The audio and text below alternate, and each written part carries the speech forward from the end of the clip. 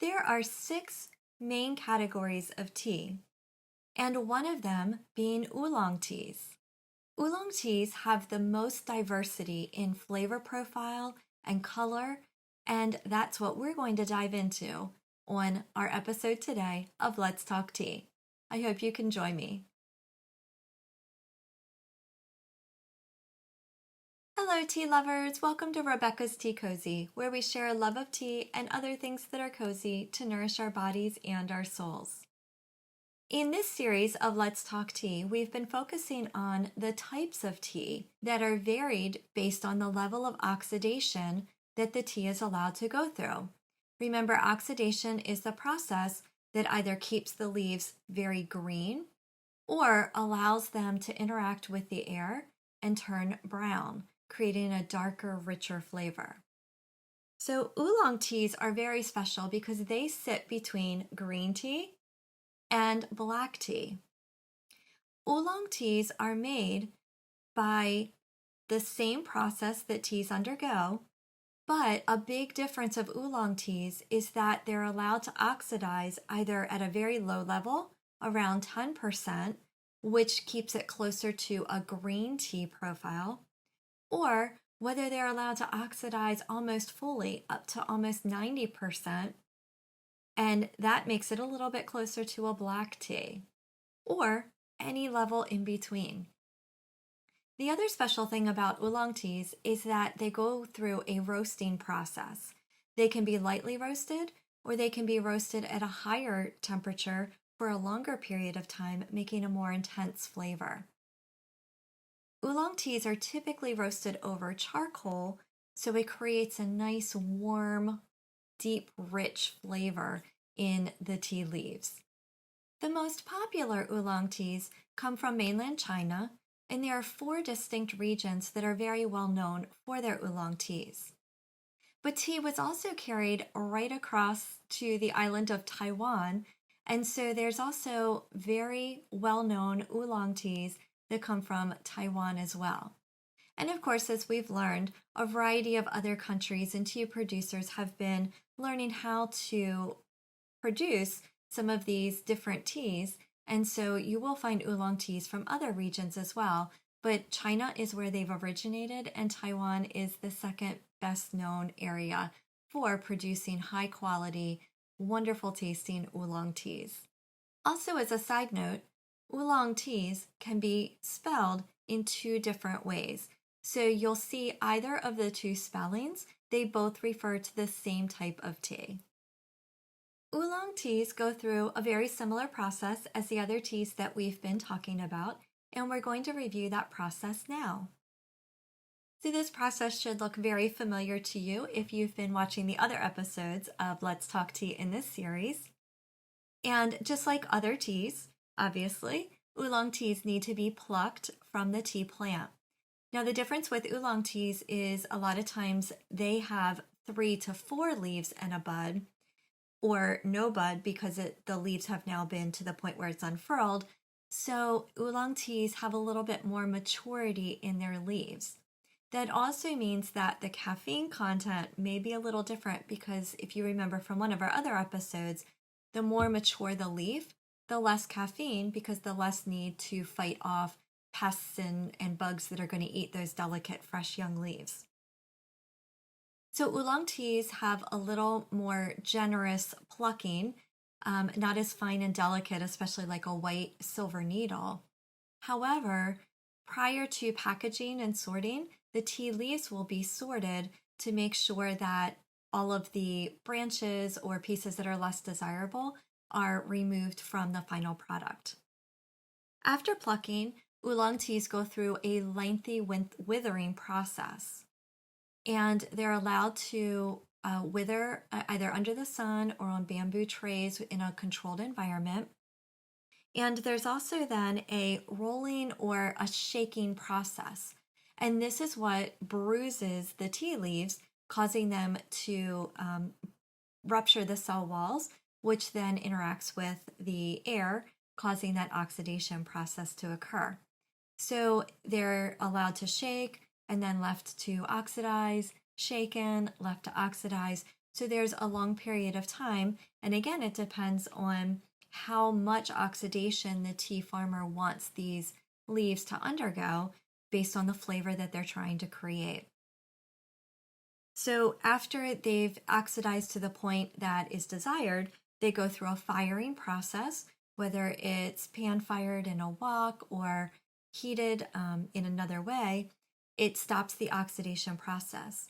So teas that are a little more on the green side, which are maybe 10 to 15 to 20% oxidized, are halted fairly quickly after the withering process, whereas teas that want to be darker or hit that 80 to 90% oxidation level are obviously going to go through that process a lot longer.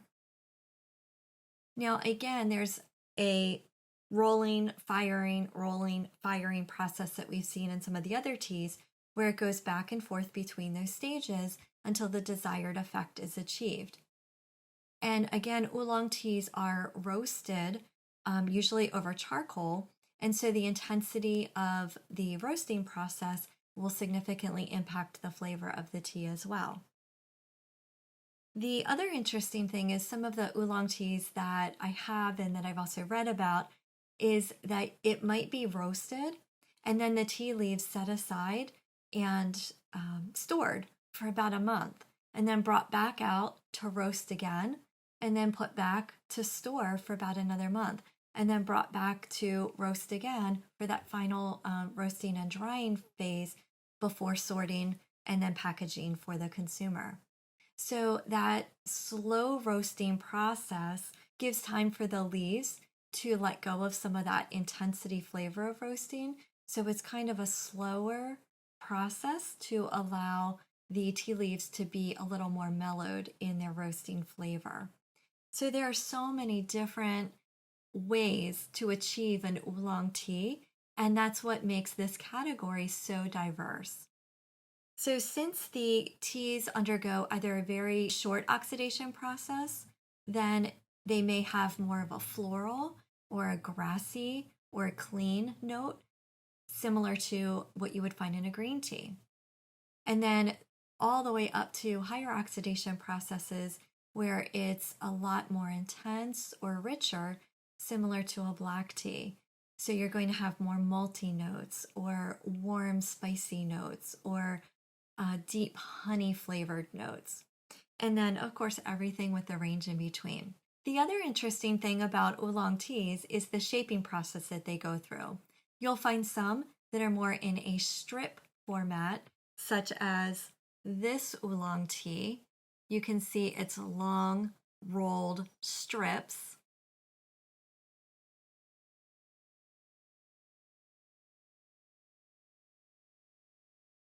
And then other teas are rolled into balls, more like this monkey-picked tea. Now, the interesting thing about monkey-picked teas is, of course, their name. And one of the legends of monkey-picked tea is that the tea farmers trained monkeys to be able to go pick the leaves off of tea plants that were in very difficult to reach places, such as on the side of the mountains. And so the monkeys would go up and pick the leaves and then bring them back down, and then the tea farmer would process the tea. Now, whether it's myth or fact, I can assure you that nowadays there are no monkeys used in the processing of this particular tea. I also enjoy this tea because it has more of a floral, clean flavor. It is less oxidized and less roasted, so it's more of a green flavored tea. So if you enjoy green teas and you're looking to move into the world of oolong teas and not quite sure whether you'll enjoy them, this might be a good tea to begin. So today we're going to taste test two teas from the same tea farmer, the same plant, the same region, and see how the difference in the oxidation and roasting process impact the flavor of the teas. So I'm going to clean up our area. I'm going to go brew the tea, and then I'll be back so that we can enjoy the taste test. We have our two teas, and currently they are steeping. Now for oolong teas, typically the recommended temperature is boiling, which is 212 degrees Fahrenheit or 100 degrees Celsius. And the really cool thing about oolong teas as well is that they can go through a long range of infusions, anywhere from 5 to 6, and some teas are recommended all the way up to 11 or 12 infusions. And they say that with each infusion of oolong tea, that you get a different flavor profile, a little bit more complexity in some of the flavors and tastes that occur through those multiple infusions. So I definitely recommend, if you're going to have oolong tea, one, only loose leaf oolong teas, because that's where you're going to get all of that intensity and complexity of flavors. And two, make sure that you have time to sit and enjoy several cups over the period of your tea time so that you can taste those different ranges of flavors. So the first infusion is, depending on what brewing method you're using, about 1 to 2 minutes for our purposes. So they've been steeping for about 2 minutes. So we're going to pour them in, and then we'll talk a little bit more about the teas. So again, the 2 teas that we're enjoying today are from the same tea farm, the same plants, the same time of year. The only difference is the process that it's undergone for the oxidation and roasting. So our first tea is known as yellow sprig tea, and it is less oxidized and is a little bit less roasted. Whereas our second tea is known as snow orchid tea, and it is a longer oxidation period and a more intense roasting period. So if you look at the 2 teas, you'll notice the yellow sprig has a little bit more green color to it, and the snow orchid has a more dark, intense color to it. And again, that's attributed to the oxidation level as well as the roasting, which is going to make it more intense and darker. And you can also notice that as well in the wet tea leaves after being steeped. The yellow sprig is a little bit more green and lighter in color, and the snow orchid is darker, more intense in color. Now, the color of the liqueur is about the same between these 2 oolong teas, but you will find that there is a range if you drink a lot of oolong teas, anywhere from a lighter amber color, greenish color, almost similar to a green tea if it's been really lightly oxidized and not intensely roasted, all the way up to a little bit more rich or reddish color if it's been more highly oxidized and intensely roasted. So this particular tea has a nice honey amber color to it, and this is typically the color that you'll find most oolong teas have. So as we begin all tasting experiments, let's begin with the aroma of the wet tea leaves.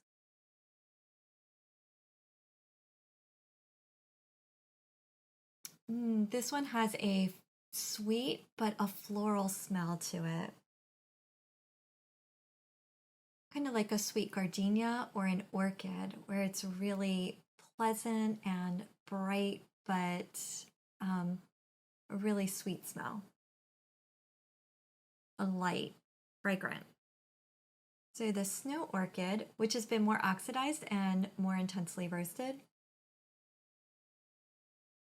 you definitely smell that roasted charcoal smell coming through, but still sweet and pleasant. Think like a wood fire on a snow day, how that smell permeates the air and just makes you want to curl up. Definitely a more intense aroma.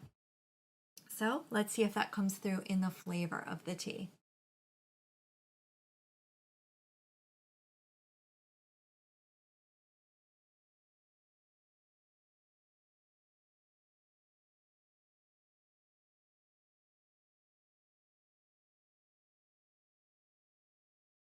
The yellow sprig has a really warming flavor. It's sweet.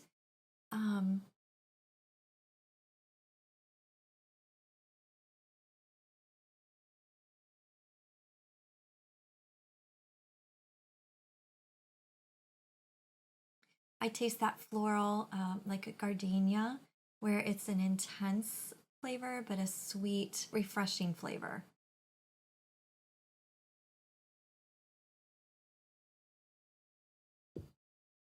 Okay, let's try Snow Orchid.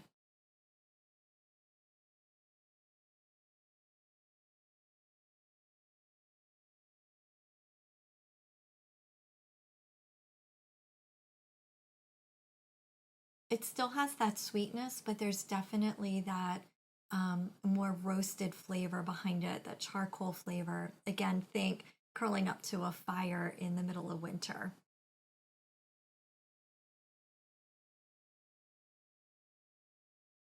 Definitely, both of them are pleasant, but a distinct difference in the flavor and the aroma of the teas. Yellow Sprig being less oxidized and more lightly roasted, and Snow Orchid being a longer oxidation process and a more intense roasting process, about a medium roasting. So, again, there are oolong teas that are going to be even more oxidized and a more intense, higher roasting process as well. So that's why oolong teas are so wonderful, because there's such a diverse world. We've also been talking a lot about the health benefits of each of the different types of teas. And again, just like oolong tea is diverse in its flavor, oolong tea is diverse in its health benefits as well, because it's similar to green teas, depending on the process, or it's similar to black teas, depending on its process. So it contains different levels of the antioxidants and other compounds that are found in tea based on how it's been processed. So with all teas, no matter what tea you're drinking, you are going to receive health benefits because of the antioxidants and the other compounds that are in tea that are beneficial to our bodies. So no matter what tea you're drinking, whether it's green, white, yellow, oolong, black, or dark tea, you are going to experience some health benefits. Of course, everything in moderation. I do encourage you to expand the different types of teas that you drink so that you will benefit from all of the different compounds that are in tea that benefit our body. As far as the caffeine level goes, again, it sits between green tea and black tea. However, as we said earlier in the episode, because it's using more mature leaves a lot of times, it might actually have less caffeine than green teas. But again, there are so many factors that impact the caffeine level that you can't make a general blanket statement. So, if you're sensitive to caffeine, you will want to make sure that you are careful in drinking this tea depending on the time of day and the amount that you're consuming. So I hope that in today's episode that you've either learned a little bit more about oolong tea if you're already familiar with it, or if this is a new type of tea to you, that your curiosity has been sparked to maybe start diving into this world of tea. Next week, we'll be looking at the most common type of tea, which is black teas. And I hope that you can join me for our standing reservation of Let's Talk Tea right here at Rebecca's Tea Cozy. Until next week, be blessed with a cup of tea.